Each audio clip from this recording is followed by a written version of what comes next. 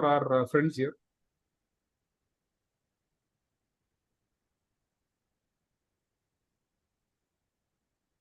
Somebody has to keep a tag on. Yeah, I think.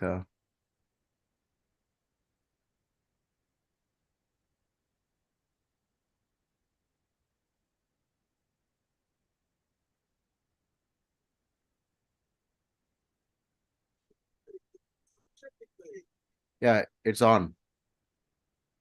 A warm welcome to all the YouTube subscribers and the students of our Guruji. And before we start the session, we would like to take the prayers. We will start with the prayers. Guru Brahma, Guru Vishnu, Guru Devo Maheshwara, Guru Sakshat Parabrahma, Tasmai Sri Guruve Namah, Guruve Namah, Sri Guruve Namah. Anybody would like to do the chanting for Lord Ganesha?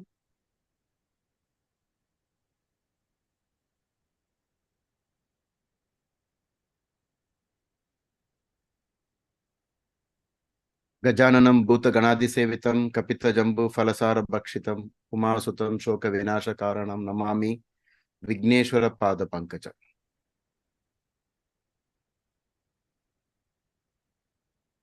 This one is only for those who want to contact us. And this is not, today we are not having any regular session. But just in case you have something to, ask about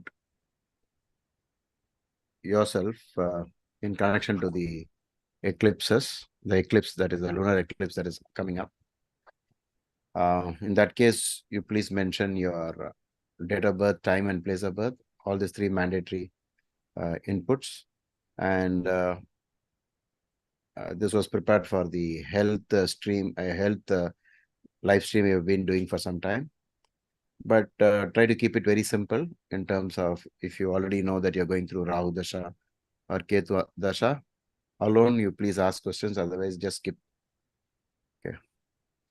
So this is the lunar eclipse that's going to happen on 28 midnight, 28 by 29 October, 1:44 a.m. IST. This is from Indian Standard Time point of view, but it's easy to find out from Google when is the exact eclipse, the peak of eclipse in your place. What it actually means is that the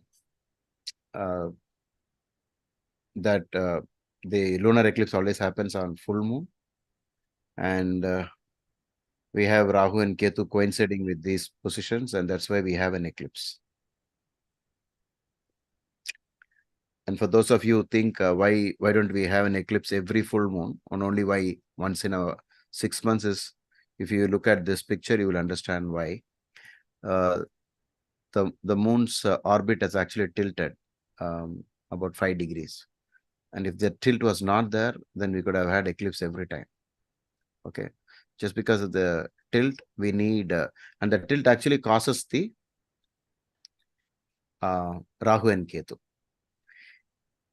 If you want to look at it philosophically, then the tilt means something like going away from the Atma, right? Tilted against the Atma.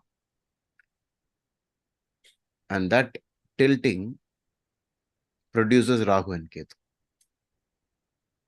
We can look at it like that. So that's why Rahu and Ketu, usually say Rahu is a rebel, and Ketu is the consequences of the rebel in us.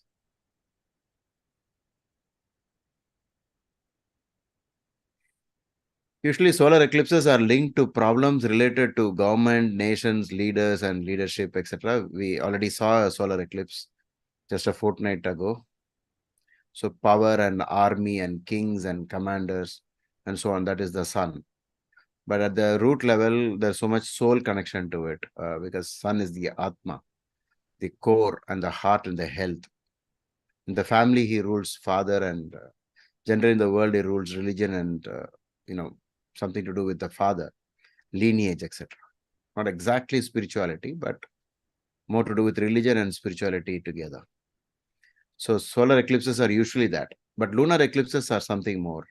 It is more about psychological things like mind and emotions and love, union, separation, mind-related psychosomatic diseases, and all those things which we normally know are associated with the moon. But if you look at the transit of transit effects of eclipses, that is Rahu and Ketu over a particular point, it becomes more relevant in your life if you're going through a Rahu Dasha right now, or a Ketu Mahadasha right now, or maybe it is Antardasha of Rahu or Antardasha of Ketu, in which case the planetary period gets connected to the transit, and therefore they will give us a lot of clues about where it is going. Because in the sky, wherever it is right now, we know we are going to see a chart that will be shown now, that can be triggered. But one word of caution is that do not expect too many. You don't expect things that are not indicated in the basic chart. The basic chart should indicate a problem or an event. Only then any transit can trigger the event. Without the possibility, the trigger alone cannot work. So this rule applies to any transit. Okay. So don't say that when Jupiter comes to this house, there will be children, you'll be blessed with children and you'll get married. Simply like that, because you don't know whether the person will ever get married or whether the person will ever have a child. So until you know that, you cannot use the transit. So also bear these possibilities when we are doing the session. So in this session, what we are going to study is only the axis, Rahu and Ketu. It's actually an axis in the sky. So that's the reason why Sage Bhrigu in Bhrigu Sutram has not given separate effects of Rahu in the first house, Ketu in the first house. He says Rahu Ketu in first house, Rahu Ketu in second house. In a way that seems good, because anyway Rahu will be looking at Ketu and Ketu will be looking at Rahu. And it is always the influence on that particular axis. It has to fall on two houses in any horoscope. Whatever these two houses are during this lunar eclipse, you will find a lot of influence in that particular matters pertaining to those two houses much more than anything else, if at least the transits are going to have any effect at all.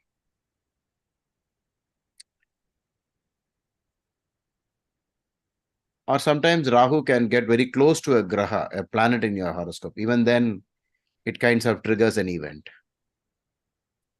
This can happen with Ketu also. One of them, somewhere, if you look at your natal horoscope, you will see that Rahu might be close to maybe Jupiter in your horoscope, in which case this eclipse can have a good effect on any matter that is pertaining to Jupiter as per your horoscope. So ultimately, to get the result in a general meeting like this, it's not possible, because your lagna is different and your planetary positions are all different, and you're going through different dashas and antardashas. So it won't be the same result. So if you're looking for general stuff, I think by now there are many more people have done videos on this topic. You can always look into that. But if you're looking at specific things, you need to do it one-to-one. You'll have to figure it out by using your ascendant, your dasha and antardasha, the star in which Rahu and Ketu is going through, and connect it back to your horoscope. Maharishi Parashara in BPHS, Brihat Parashara Horoshastra, says solar and lunar eclipse effects are mostly only in a certain way. They deal more with sickness, suffering, poverty, and danger. So loss of health and loss of wealth are the two most important effects of any eclipse. So whether it will affect a person or not is to be understood from the individual horoscope. So no, please do not expect any general results. Okay, we are going to teach you on how to do it yourself. So for any complete eclipse, that is called total eclipse, the effects usually last for full 6 months from the date of eclipse. For partial eclipse, I think maybe you can call it as penumbral. But then we have a range of, how perfect the eclipse is. So if it is partial, it is usually 3 months. So it's somewhere between 6 and 3. 6 is full and half is 3. And if it is 25%, it's only for 1 month. And before continuing, I would like to say that we have two great slokas given by the rishis, that if you tell them, in case this eclipse is happening when you're going through a Ketu planetary period, and if you are able to connect back to Ketu in some way, the eclipse, which I think there is in this time, we will find out why. So we have this stotram, Palasha Pushpa Samkasham Tara Graha. So it is basically Taraka Graha is usually we mean the sun and the moon. Okay, the bright luminaries, Mastakam. Raudram, Raudratmakam, Goram Tam, Ketu, Pranamyaham. So basically, it is like falling on the feet of Ketu to get his blessings. So we have many videos on this on YouTube. We can also, just to get the audio right. But generally, instead of singing it like a song, try to recite it. It's always better to avoid the singing type. But maybe to learn it, you might start with the singing, and then you get the lyrics, then you can stop singing and just reciting it.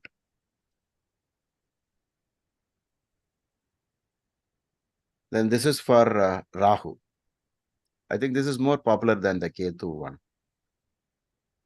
Ardhakayam, Mahaviryam, Chandraditya, Vimardhanam, Simhika, Garbha, Sambhutam, Tam Rahum, Pranamyaham. So now we'll come back to this this board a little later. We will just look at what's really happening in the sky on that at the peak of eclipse. We have used the planetary positions for New Delhi just because most of us are here, but you could use a software and do it for wherever you are.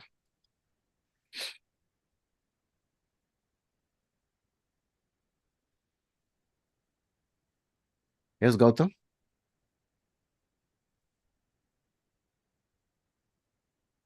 This is a chart, lunar eclipse, October 29, 2023. And that's because we have chosen the peak eclipse. The peak is at 144. Okay. How do you know it is a peak? From any chart? We know it because yes, the degrees of sun and moon, it should be it should be same, right? Yeah. Yeah. The sun Same is at degree 10 degrees. Yes. Tell me. Same degree in the same sign or same degree on the opposite side? Okay. If it is same degree on the same side, it is solar eclipse. If it is same degree on the opposite side, it is lunar eclipse. Because lunar eclipse can only happen in full moon, and solar eclipse can only happen on Amavasya, no moon, new moon. Good. So that's how we verify that. But people think that the sun and Ketu must be very close to each other. Only then we'll know, but it's not. Okay. That's a little complex to understand. And if they're very close, it will be like a total eclipse. Usually it happens like that. But what is the salient feature here is that this particular Rahu you see in the sky is in Ketu Nakshatra, and this Rahu is special. This Rahu is special because when the eclipse is happening, it is also at 0 degree, the first point of the zodiac. So it is in what is called the typical, the real Gandanta. Rahu is on that point. So the first few degrees in a movable sign is quite poisonous, as much as the last few, the last degree of a, sorry, it's a male sign and a female sign logic. So the female sign, the last bit of it is very poisonous. And in the male sign, it is always the first 1 degree. So we have Rahu to do more with the nodes in this case of this eclipse, because Rahu is also in a Ketu nakshatra. So for people who are going through Rahu Dasha and Ketu Dasha, this eclipse can mean a lot. Once you know, just place this Rahu and Ketu in the similar position at 0 degree on either side. And then whatever your ascendant, so for example, let's say somebody is having Mesha Lagna or Tula Lagna, that is Aries ascendant or Libra ascendant. In that case, the effects will be very strong on their personal life. Okay, it will be very strong. And don't worry, the eclipse effect is only for, this will be only somewhere ranging between 1 month to 3 months. It's not going to go beyond that. Okay. And in any case, I've showed you the mantra, what you have to chant in case you notice something happening in that. So 1/7 axis is not just relationship, it is also your health, because it is involving your lagna. Lagna means health, and 1/7 means relationship.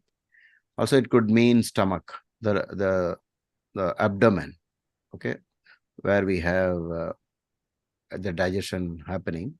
So some people can get into digestion problem if you are having the ascendant on the either side, either Mesha or Tula. This just to get you started, okay? So it's not so easy to spell out all the results, because we do not know what is permitted in your horoscope. If in your horoscope you don't have any combinations for health problems, or you're overall generally fit and lucky enough not to have any health problem, then that is not going to happen. If in your horoscope already there are some indications for let's say troubled marriage, then you will notice that there could be more trouble in case the lagna is in one of these. This is how we are going to read it. Okay. Anyone else wants to contribute any point here?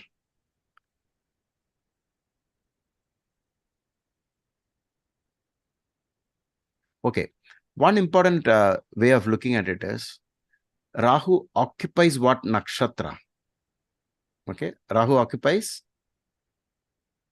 which nakshatra? Ashwini. Just because of that, there could be little more pronounced result on Ashwini nakshatra, people, those who are born in Ashwini nakshatra. Same way, this side, Ketu is in Chitra nakshatra, in Mars nakshatra. So there are classical books that say once it is in a particular star, the trinal to the stars also get afflicted. So if it is Ashwini, then Ketu people also, that is all the 3 nakshatras of Ketu, they can also get into some kind of anxiety based on this transit for the next 3 months. That is because we have 2 other stars. The other one is Maka and then Mula. So Maka, Mula, Ashwini, Maka, Mula, these 3 stars may notice very strong, effects in their life based on this eclipse.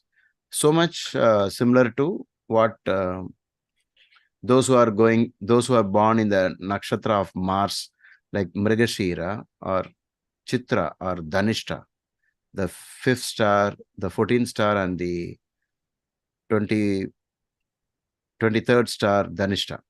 Okay. If you're born in these nakshatras also, it will have some effects. In case you are born in these nakshatras, please try to do this chanting of Rahu and Ketu mantras every day morning, at least 11 times. Okay.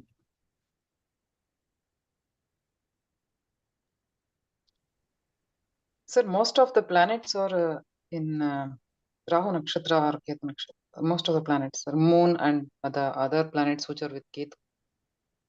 Yeah, so obviously in an eclipse, like lunar eclipse, Moon will be closer to Rahu, but need not be in the same star. but this time it is in the same star. So there is so much more impact of this eclipse on the moon. So we'll have to give that point, as you rightly said. And then it happens at a time when we are having too many things happening on the opposite side. We are having the Mars and Ketu and the Sun all together in the opposite place. So there seems to be a loading of grahas on the axis where the eclipse is happening. It need not be the case when eclipses are happening. It could be simply you need just 3 people to be on this line. You must have a Sun, you must have Rahu, you must have Ketu. That's all. But this time it is more because you are having Mars and Mercury also in the same situation. And Ketu is occupying a Mars nakshatra when Mars is also close by. And in the last solar eclipse, it triggered a lot of unrest in the world, which I think most of you are already following. And that was, yeah, this is, what, did you change something? No. You removed Upapada. Oh, you removed Upapada. Yeah, it doesn't make any sense. Correct. Thank you. So this coming together of this Mars and Sun is debilitated. It's happening at a time when the Sun is debilitated. So there could be in certain countries the president or the prime minister of the country might be, God forbid, might be maybe injured, or something can happen, because we have a very strong eclipse involving Mars, which is Mars is the commander. So army and commander and all these things also get involved here. So we have something going on in this. So it's actually loaded. The 1/7 axis is loaded, and it will have a lot of effects on more to do with the opposite of peace. Because if you have too many planets on 1/7, it is usually litigation and time for conflict. Usually in a personal life, it is a time to go to court, 1/7. Okay. Sir, one more thing is the Mars and Mercury are in planetary wards. While we are speaking, while we are talking about the conflicts. Okay. So Mars and Mercury are in planetary war because within a degree you find them, right? So on the eclipse day, Mercury and Mars are in planetary war. So that is an additional point. Yeah. Thanks, Gautam, for highlighting that. You have a wonderful tool to highlight. I didn't know that. Okay. And the Unpeculiar. degrees are also something peculiar. So the degrees of the planets. What is that? What do you notice? The Jupiter, Mars, and Mercury are on the same, almost same axis, 17 degrees, around 17. Okay, on the opposite side, you have Jupiter, and this side at 17 degrees, Mars. Exactly coinciding, right? So mutual aspect is 100%. Jupiter is looking at Mars at 100%. Mars is looking at Jupiter 100%. And Saturn is already in a Mars nakshatra right now, but he is still retrograde, right? During the time of the eclipse, it is still retrograde. So it's very strong.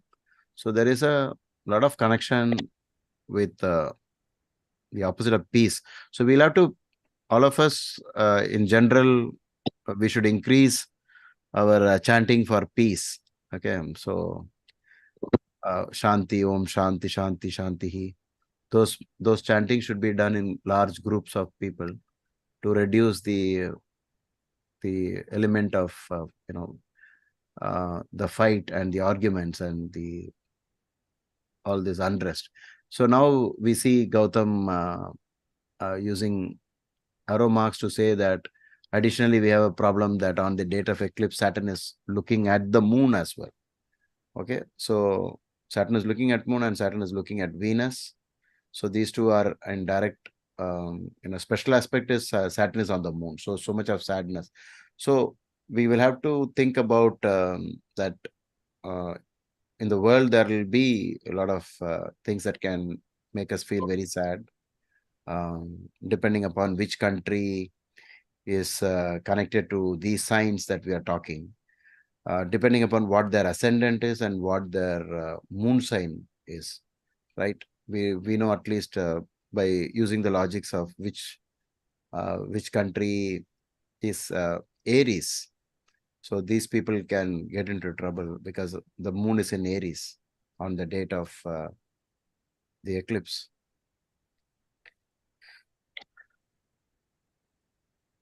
And Guruji, one peculiar thing is that sun is not really debilitated, but it is in deep debilitation.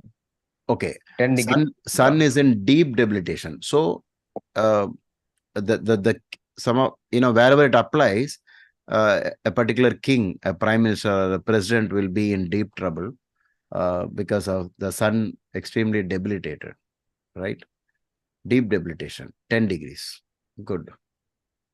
Any more points? Students, if you want, you can always say. Sir, whether it is Just raise your important or hand not, and can I say, sir? yes, please.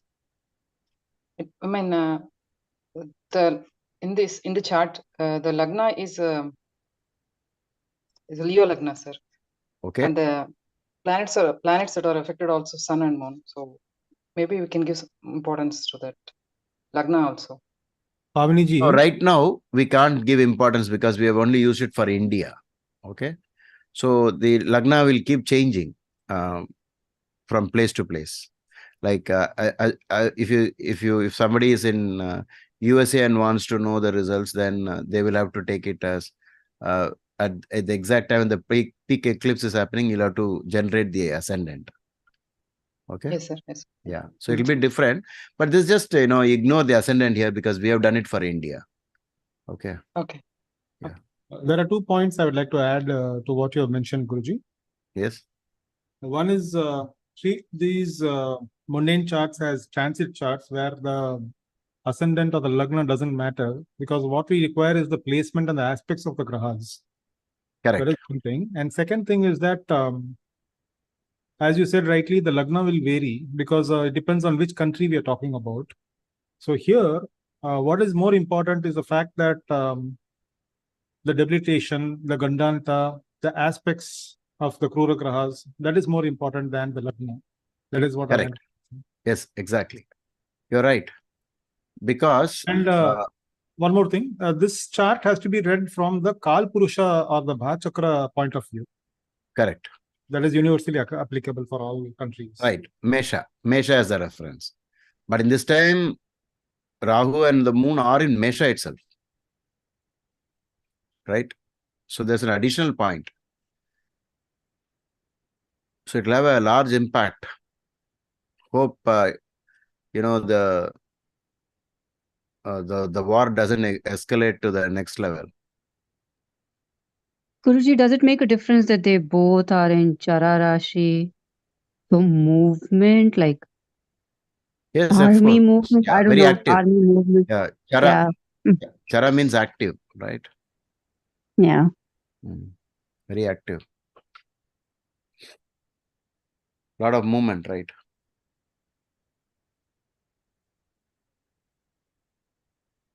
Do you have any questions from the subscribers based on something specific to the eclipse? With regard to other questions, we need not study it now. Maybe next week we'll have again for health. That time, those who have some questions on health, they can ask. Okay.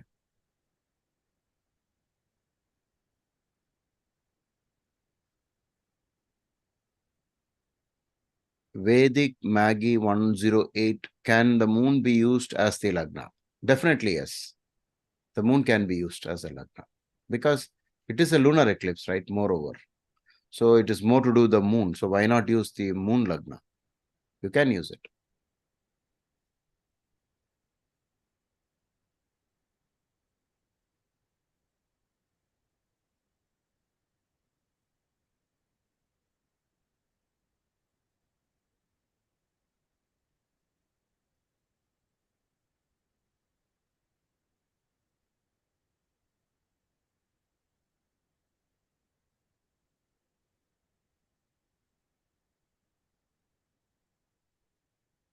So all you have to do is you on the chart, remove the Lagna and insert whatever is your ascendant and read the eclipse from your ascendant point of view. Okay. And that particular house is what needs to be, protected, and you'll have to do all your remedies towards that. Sir, on the Rahu Moon conjunction, want to know what is the aspect of Saturn and Mars? Yeah, it is so much under pressure, right? There's so much pressure because there is a Mars looking at Moon, Saturn looking at Moon. So surely there's so much to do with, Mental unrest and a lot of fights, and all those things can happen because this is so much under pressure, right? Too many things on the Moon. So the this lunar eclipse is definitely going to be very strongly felt by certain countries, by certain nations, definitely, and maybe certain type of people in a certain way based on their individual horoscope. What I'm saying is that the effect will be very strong. It will not be just like that, like mild. It will be very strong. Sir, without considering the Lagna, can we see the other divisional charts? No, for also, individual people, it's very difficult without seeing the Lagna. But for the whole world, if you look at it, you can remove the Lagna, and as we already mentioned, that you can use the Kalapurusha logic to it. And in case we know which country has their ascendant on either Aries or Libra, or maybe the moon is in Aries or Libra, these countries will be most probably affected a lot more. Whenever Saturn aspects the moon, there's so much sadness and something to worry about. Okay.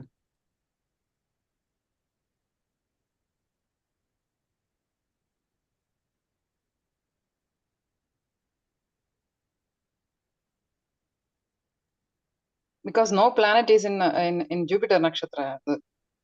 No planet is in Jupiter Nakshatra, sir. Everyone is in Rahu, Mars, Ketu, and Venus. Okay.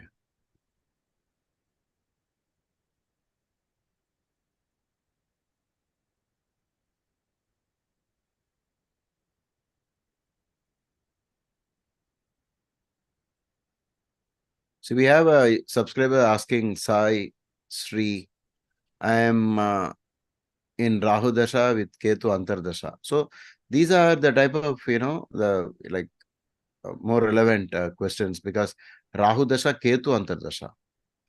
Okay, since May 2023 till next year. Because we don't have time enough to generate the horoscope, can Sai Sri also mention his ascendant?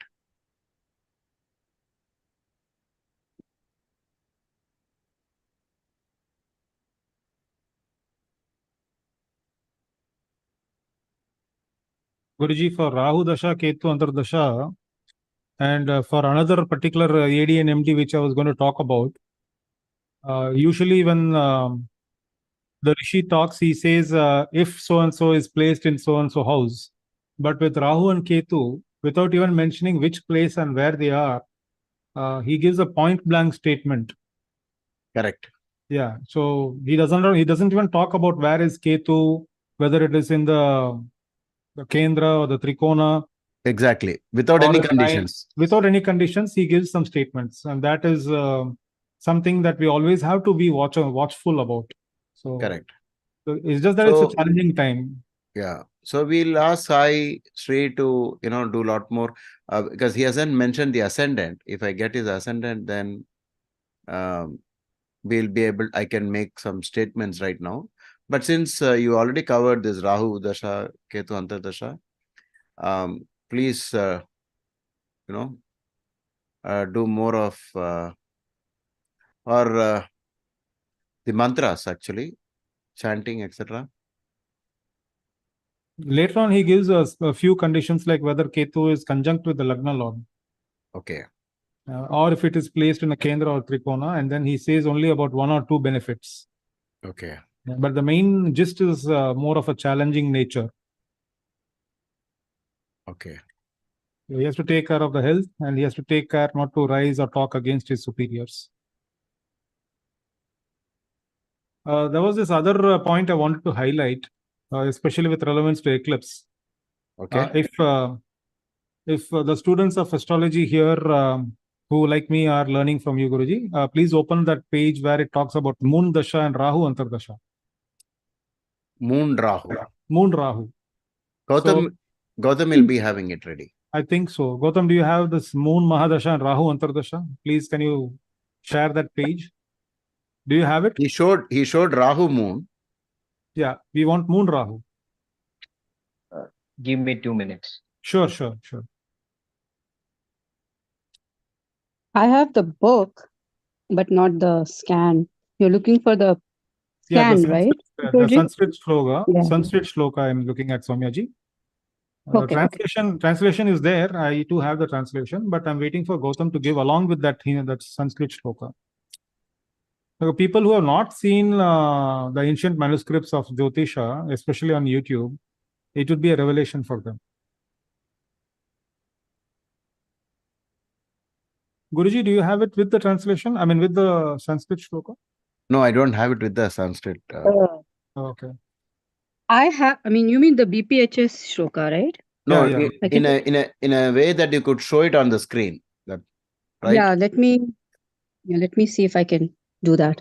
Only that part, okay? The Moon Dasha, Rahu Antardasha. I think you can do a snip tool cutting and you can do it. And while you're doing it, let me talk about something else. So, Gautam, do you have 2 minutes? Okay. So when we are looking at Brihat Samhita of Varami, a few points that he has mentioned, especially in chapter 5, and strangely he says, if there should be both lunar and solar eclipse in 1 month, and then he goes on to say what is the suffering that will happen. You'll have to rotate it, Soumyaji. Okay, let me try that. Yeah. You can crop and rotate it at the same time. So Guruji, he says, Varahamir says, if there be both lunar and solar eclipse in 1 month, I think in this case, we had solar eclipse on the 14th. Correct. And lunar is happening the same month. Then princes will suffer both from dissensions among their own army and from wars. In other words, we can talk about a coup, a military coup, because they're talking about dissensions among their own army. Okay.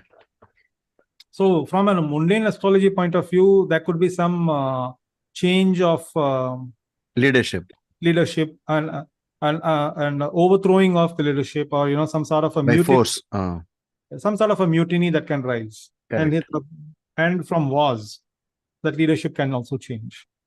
That is one observation. Okay, now Soumyaji is ready with the slide. Before she shows, I want to say to all the viewers that astrology is actually a science of tendencies. Like, Dr. B.V. Raman kept repeating this countless times, that astrology is a science of tendency. It is most probably going to happen. But the idea is, we have a statement in Sanskrit, Heyam Dukkham Managatam. Okay. So what it means is, if you're forewarned, like how you have a road sign on the road, which tells you maybe there is, this road is not good, it's not safe or something like that, caution. Then those who read the sign, they will have a different effect when compared to a person not reading the sign. So that way astrology is very useful. So please do not think we are sounding very, negative in our statements, because most people do not like to hear these things. But actually, if you take the logic that on the road and the road sign, if they don't warn us and you want to make everything positive, that's not a good idea. You have to be forewarned if at all there is any danger. So this eclipse is pointing at great dangers. So it doesn't mean that it will happen, but at the same time, believe in Heyam Dukkam Anagatam. Heyam means to be avoided, and Dukkam is pain and suffering. Anagatam is which has not yet happened.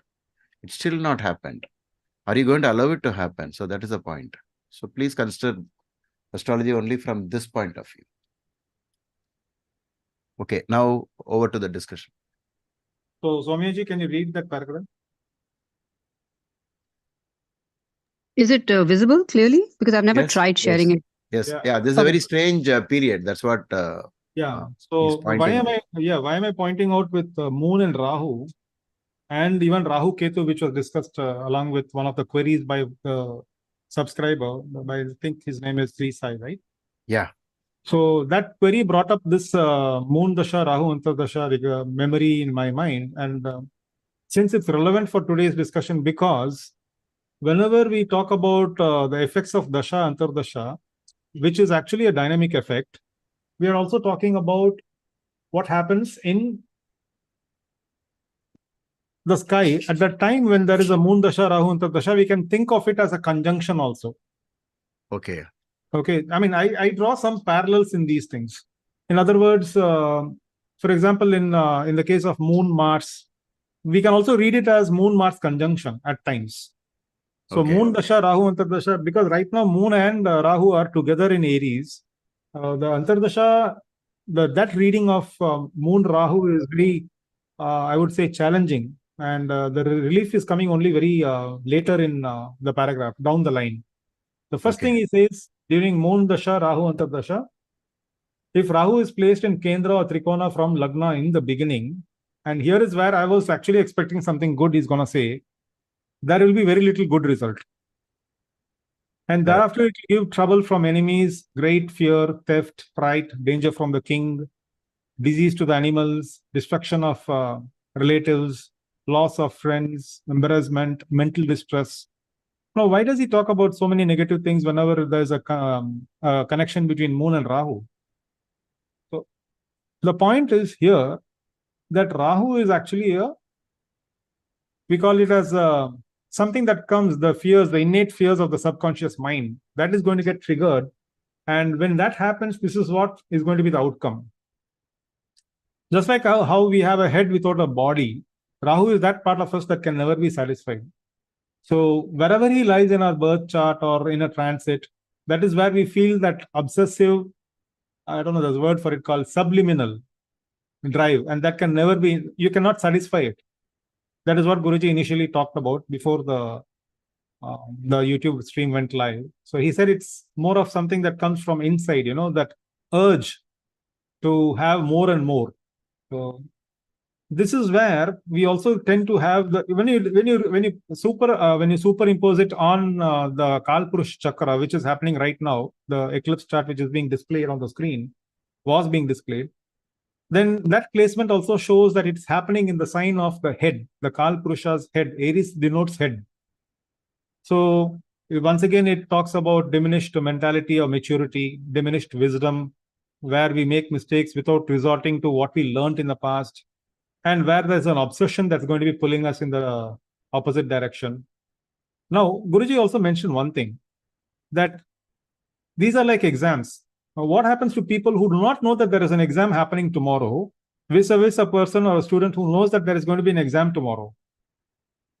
So this student has an advantage. So today, when you're listening to these talks or discussions happening about eclipses and where and how they're going to impact, especially when it is there coupled with what you see in your natal chart, in your own horoscope, then it is all the more a universal gesture or a sign that you need to be going into spirituality or doing the remedies or being within the laws of dharma, so that you can be prepared for the exam when it comes. And the same rules are also applicable for people who are in Sadesati.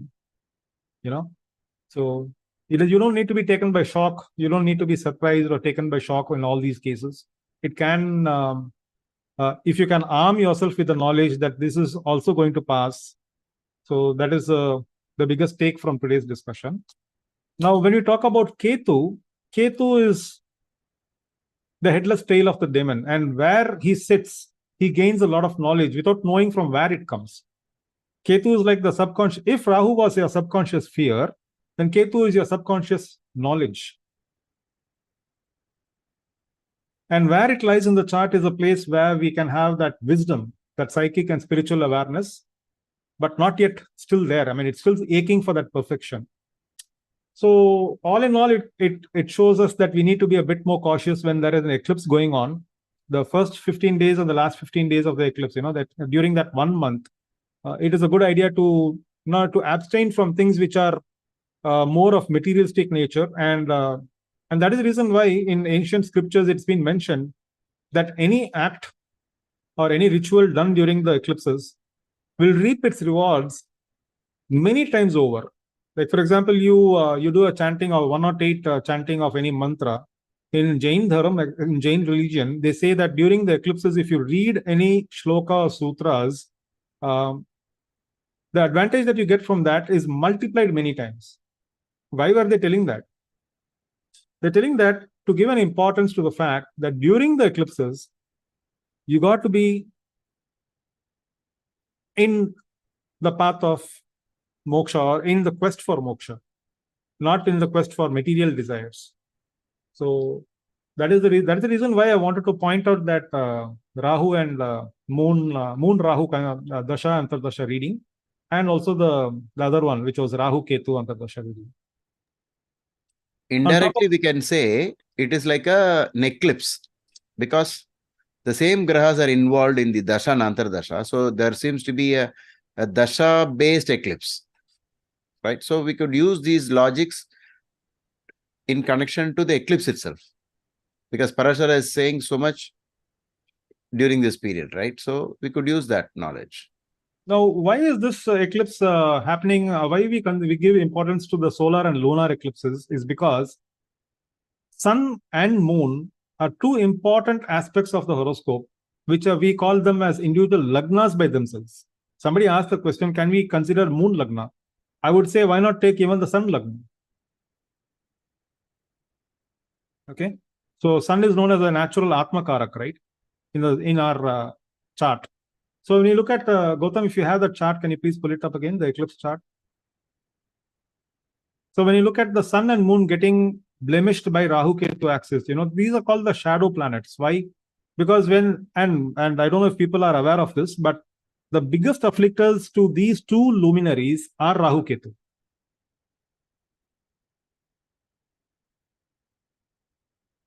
They single-handedly have the power to afflict the Sun, where we know that Sun has the power to afflict all the other grahas by way of being combusting them, with his heat, the amount of heat that he generates. From an astrological discussion point of view, I'm saying, not from an astronomical discussion. So here, Rahu Ketu, they engulf the luminaries, the Sun and the Moon, and thereby there is a darkness. The entire chart searches or gropes in the darkness. The grahas, they don't know what to do. The Sun and Moon are not visible. The Sun is the one that enlightens the entire chart. Now, when the Sun is himself lost, who is going to lighten up the chart? Moon is also lost. How will you navigate? This is the time when most of the world witnesses a tragic rise in the graph of crimes. Not only crimes, but also it so happens that there are a lot of psychotic episodes that happen during these times. So that's the reason why the rishis have been talking to us about keeping our austerities and our rituals during the eclipses going, more intensely.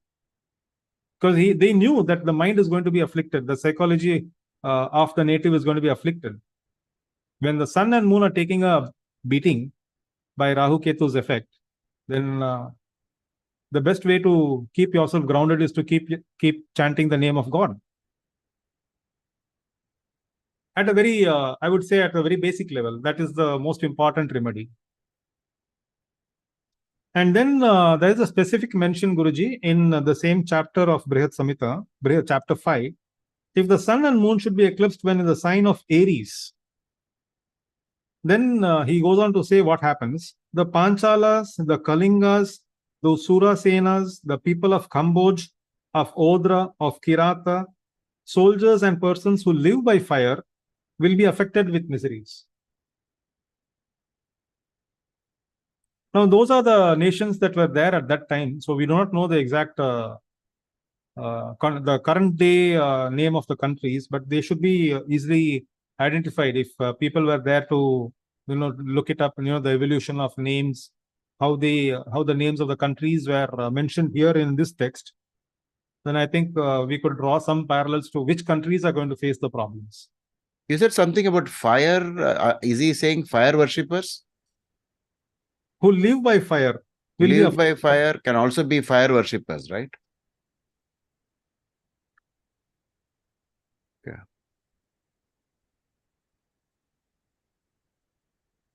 Is there anything that you have in mind with that hint, Guruji?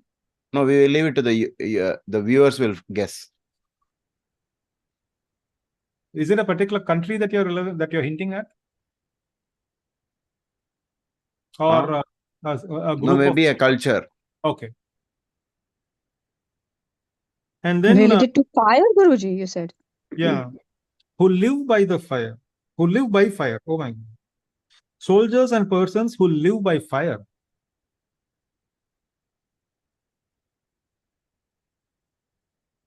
There's a festival called Hanukkah festival, where fire is central.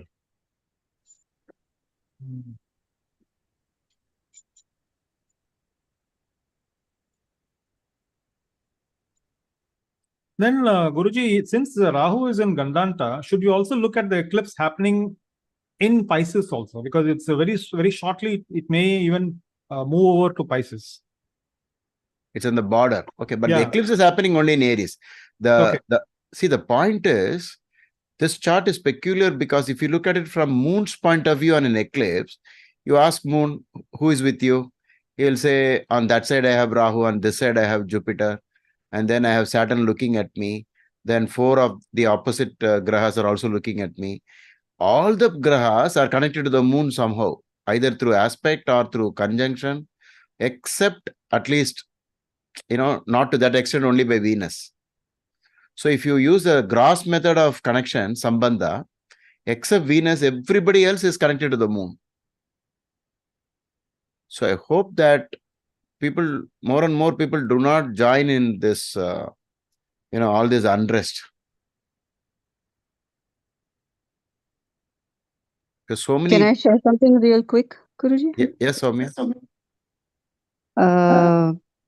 1 minute. You have something to share? Yeah. Can you see my screen? No. Yeah. Oh, Gautam has to stop sharing. Only then. Okay.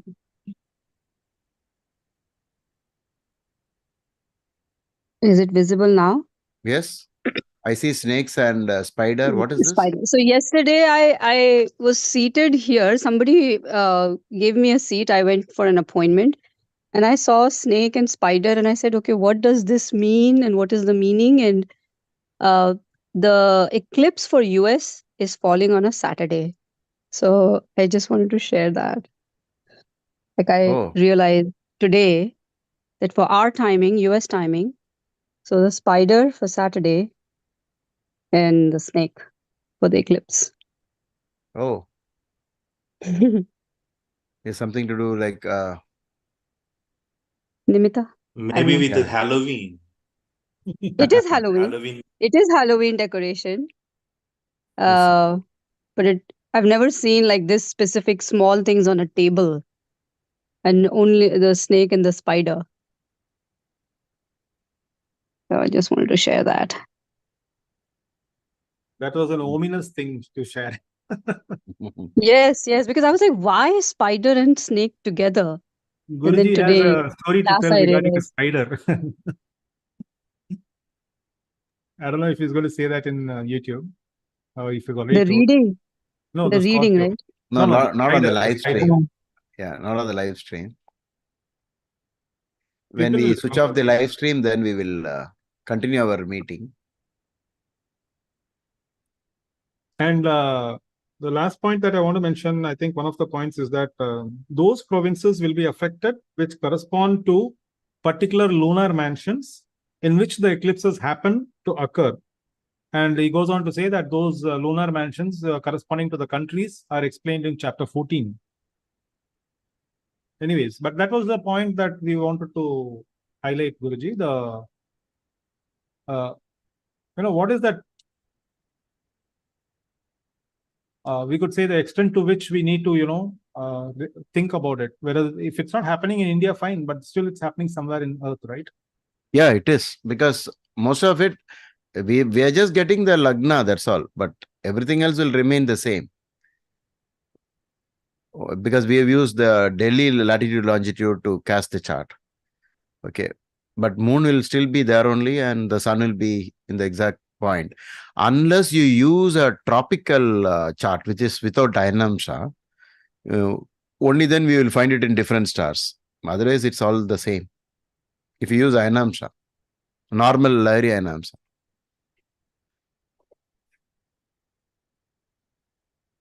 And somebody was saying sun is debilitated, right?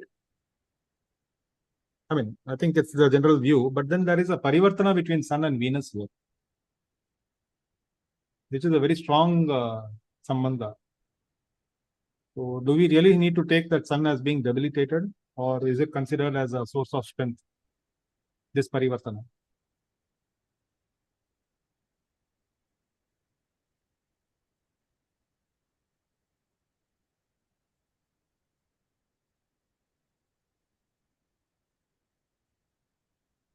I think it gives a relief to whatever malefic association it produces already.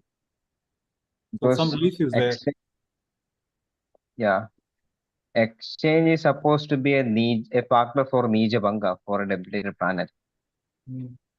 But that doesn't mean the effects of Nija will not be there. It just means maybe whatever happens, they will recover over time. Yeah, so that exchange of certain sun and Venus is actually some sort of a blessing, in terms of effects. And then we also see Mars aspecting its own bhava, especially Mars and Jupiter.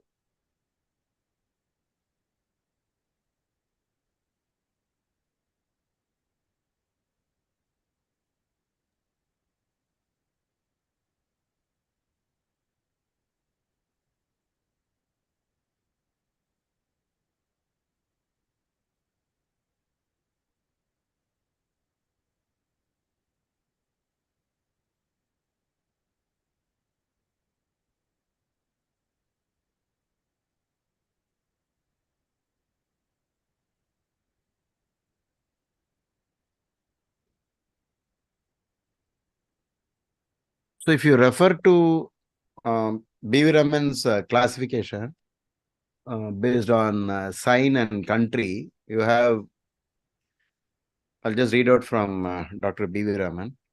Aries covers these places, okay? France, Switzerland, England, Denmark, Germany, Lesser Poland, Syria, Burgundy, Naples, Verona,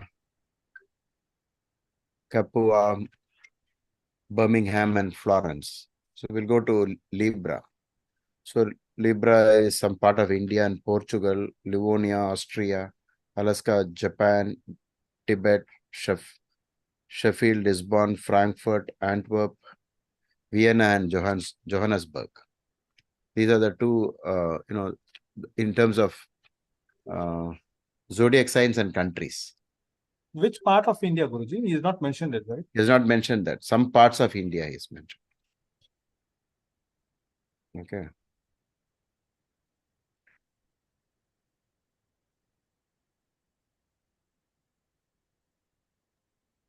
Can we turn off the live stream now, Kishorji?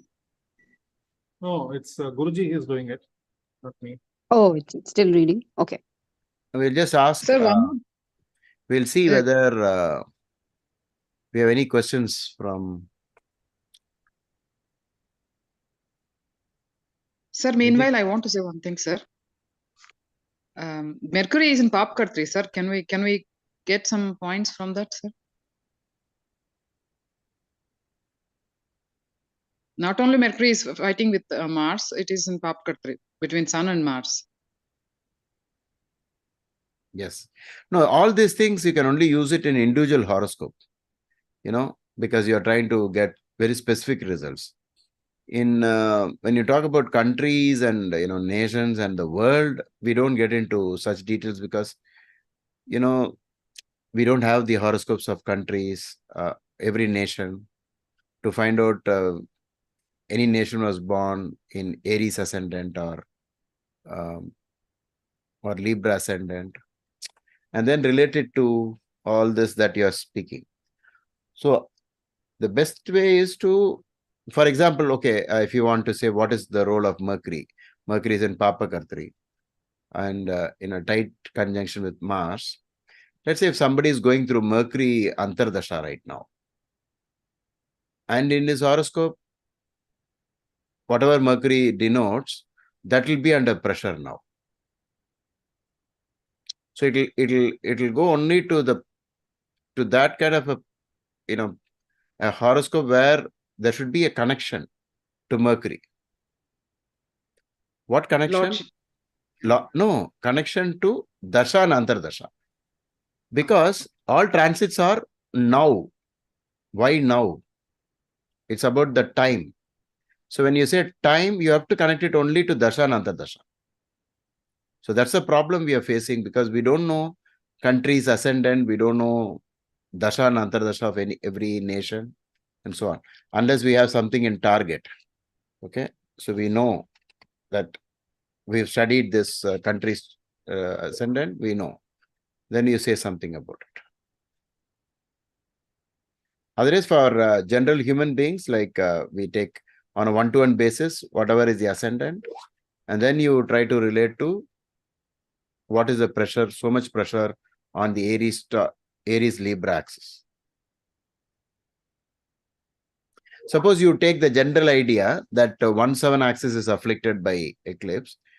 How do you, like Kishorji was mentioning, right? He says that is the head of the Kalapurusha itself. And the seventh house, it's more about relationship and so on. But if you look at the ascendant, like if you say Aries is to be treated as the first house, then mostly it is always government and state and president and prime ministers and the kings. It's always that, in at least the mundane astrology part. Why is that, Guruji? Because Why is the head, head means what? Government in a nation. So in Libra, when you're saying ascendant in Libra? No. No, I'm talking in about Aries. moon. Moon, okay. Moon is in Okay. Aries, no? Because the eclipse is in Right, right. Aries. I mean, the eclipsing happens in the Aries. It is not happening in Libra. That happened long time, 14 days before, right? That was the solar Correct. eclipse. So now you'll have to read it as first house in the Kalapurusha is the most afflicted one. What is the first house? State, ruling powers. Those are the kings, the prime ministers and the presidents. So, or basically, the nation is in trouble, not individuals. You get the point? So, wherever the individual karma of the country or nation connects, it will happen that they will be under pressure.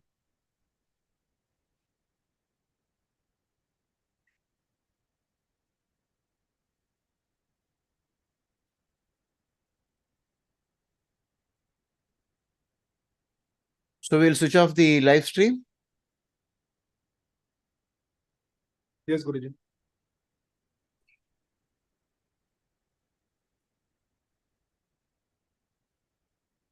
Wait.